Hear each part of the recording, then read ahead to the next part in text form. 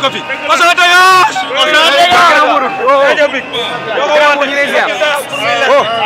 Grand mot, en France, s'il vous plaît. Comment vous voyez Auchan? Vous êtes en direct sur Bourg TV.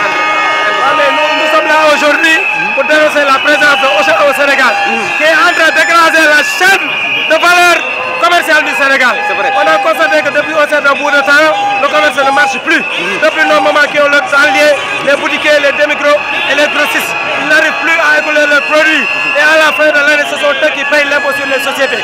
Il va falloir que l'on dénonce ça. Nous combattons pour tout le Sénégal. Nous combattons que justice soit faite. Il va falloir qu'Auchan dégage dans notre pays où on va dégager le président. S'il cherche à dégager Auchan, nous va avoir la chance à se réunir. Au cas échéant, on va le dégager de notre Sénégal. Merci. Monsieur Modou, commerçant Mars Diamaguène, s'il vous plaît. Ñun dañu tase fii tey rek pour dénoncer Auchan bi nga xam ne mu ngi suñu réew. C'est vrai. mu ngi yàq suñu commerce. amatul kenn kuy jaay am dara. suñu yaay seen table yi ñu yaakaaroon. ñii ay retraité lañ. ñii seen jëkkër yi dañoo nelaw. si table yooyu la ñuy régler seen dépense pour mën a jox seen dépense kër. mais mënatuñ ko am ndax Auchan. boutique bi mënatul jaay am dara fay luyaas.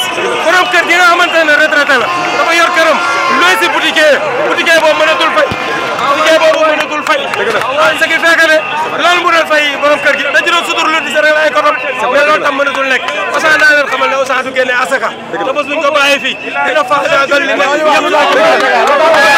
li ngay am deful ci Sénégal lépp lu ma am si réewam la koy yóbbu ñun nañu nekk ay patriote suñu réew ñoo ko war a yoral suñu bopp lii ñuy xeex suñuy doom wala ju bu jaam bi dafa war a tàgg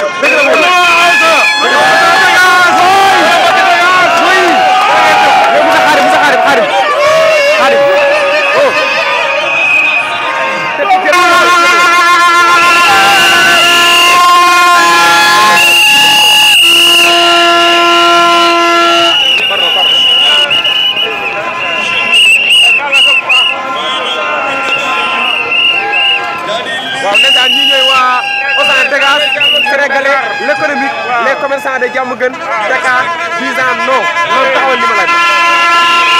waxal yow. waaw maam ñu gis ne tey yéen a ngi fii. ngeen am leen naqari trop.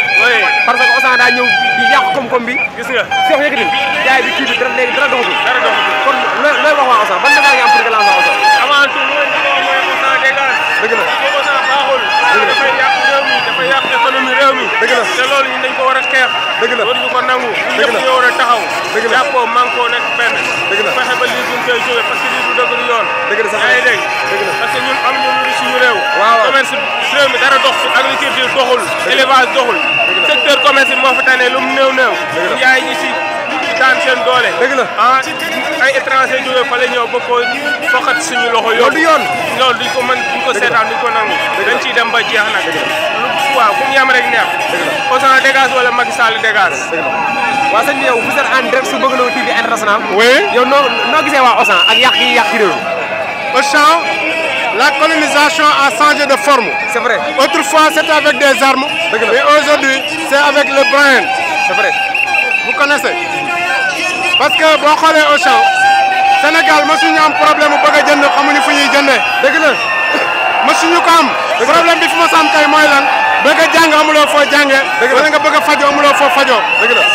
donc besoin yi foofu la nekkoon c'est à ce niveau. mais aujourd'hui bu fekkee dañu bëgg a andil Auchan. dëgg la.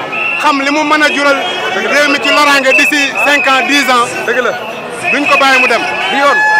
ndaxte monopole baaxul ci marché.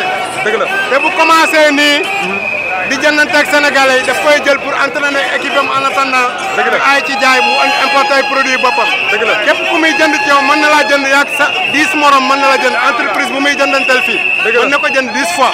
dëgg la. kon dafay jël say produits comme brouillon. dëgg la. di ci entraîner. dëgg la. pour ensuite dem importer ji ay bagages am. def monopole am. dëgg la. loolu nag mënuñ ko nangu. dëgg la. parce que Mimran l'a fait avec le sucre. Aujourd'hui, on ne peut pas comprendre. Ici en Gambie, tout près, les kilos de sucre coûtent 300 francs. Au Sénégal, on le vend à 600 francs alors que notre port est là. Alors que l'usine est là. Comment on peut comprendre cela? Donc, nous devons nous lever pour combattre cela. C'est de l'injustice. Si nous n'avons pas des leaders qui ont des visions qui dépassent leur paupières, nous jeunes aujourd'hui, nous avons l'obligation de le faire. Donc, li may ñaan jeunes yi mooy ñu booloo combat bi def ko muy suñu combat. ah oui. parce que c'est dangereux. c'est dangereux li ñu nekk di xaar muy dem nii Auchan bi mu amee lu mu bëgg ñii loué kër yi dinañ sonn parce que boutique yi fi doon loué ñëpp dañu daanu. dëgg la ñi daan yori ginaar dootuñu ko mën a yor parce que moom bu paree day wut ay toolam di def ay. di bay ay légumes am. dëgg la wut ay poulailler di yor ay ginaaram. dëgg la donc kon il va réduire tout le monde au chômage. dëgg la te li ñu xamul mooy man sénégalais. bu ma jëndee ci sama moroomu sénégalais. ah 100 francs. moo gën ma jënd ci Auchan 80 francs. dëgg la parce que su ma jëndaatee 100 francs sama morom sénégalais. mën naa am chance ñu bokk horaire. dëgg la ko mën naa am chance ñu daje restaurant ma mottali ko. dëgg la mën naa am chance ma takk sëram. dëgg la donc loolu yëpp c'est de l'intelligence économique. dëgg la voyez.